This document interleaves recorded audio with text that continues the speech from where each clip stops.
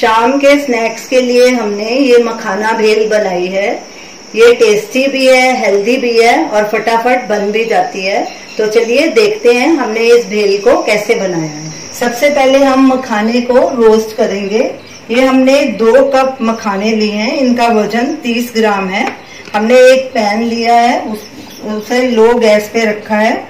उसमें 2 टेबलस्पून देसी घी डालेंगे और घी को गरम होने देंगे। घी गरम हो चुका है, अब इसमें ये 2 कप मखाने डालेंगे और इन्हें फटाफट स्टर कर लेंगे, क्योंकि मखाने बहुत जल्दी घी एब्जॉर्ब करते हैं। अब इन्हें तब तक भूनना है जब तक ये एकदम क्रिस्पी ना हो जाए और हाथ से ऐसे दबाने से टूटने ना लगे। कड़छी लगातार चलाएंगे ताकि सब तरफ से अच्छे से रोस्ट हो जाए। गैस को हमने बिल्कुल सिम पे रखना है। अगर आप गैस ऊंचा रखेंगे तो ऊपर से ये जल जाएंगे और अंदर से कच्चे रह जाएंगे, तो इसीलिए गैस को सिम पे ही रखना। मखाने अच्छे से रोस्ट हो गए हैं। ये देखिए, ये आसानी से टूट भी रहे हैं। ये देखिए, ऐसे ऐसे दबाने से आसानी से टूटने चाहिए। गैस को हमने सिम पे ही रखा है। ऐसे ही मखाने क्रिस्पी होने चाहिए। अभी हमने कुछ मसाले लिए हैं। ये 1/2 टीस्पून कश्मीरी लाल मिर्च, 1/2 टीस्पून चाट मसाला, 1/2 टीस्पून भुना हुआ जीरा पाउडर और 1/2 टीस्पून नमक। नमक भी आप अपने स्वाद के अनुसार डाल सकते हैं। अब इन सबको अच्छे से मिक्स कर देंगे और इन्हें मखाने के ऊपर डालेंगे। साथ में थोड़ा सा घी भी डालेंगे ताकि मसाला अच्छे से मखाने के ऊपर कोट हो जाए। अब अच्छे से मिक्स कर लेंगे इन्हें। गैस को बंद कर देंगे। मखाने के ऊपर सब मसाले अच्छे से कोट हो गए हैं। अब इन्हें एक प्लेट में डाल देंगे और थोड़ा ठंडा कर लेंगे। मखाने ठंडे हो चुके हैं, हमारा सारा सामान भी तैयार है। तो चलिए भेल बनाना शुरू करते हैं। एक बोल लेंगे, उसमें ये रोस्ट किए हुए मखाने डाल लेंगे। साथ में ये 1/4 कप भुनी हुई मूंगफली है। अगर आपके पास कच्ची है तो उसे भी थोड़ा रोस्ट कर लीजिए।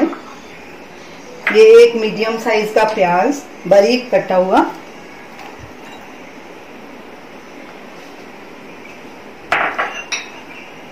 आधा खीरा और एक मीडियम साइज का उबला हुआ आलू, ये भी डाल देंगे। सब्जियां आप अपने हिसाब से भी डाल सकते हैं जो आपको पसंद है।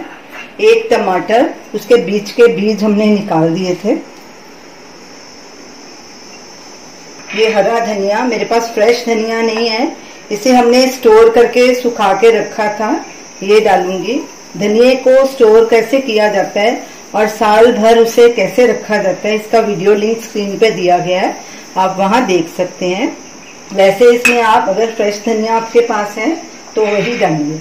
मेरे पास नहीं था तो मैंने इसका इस्तेमाल किया। अब चटनियों की बारी।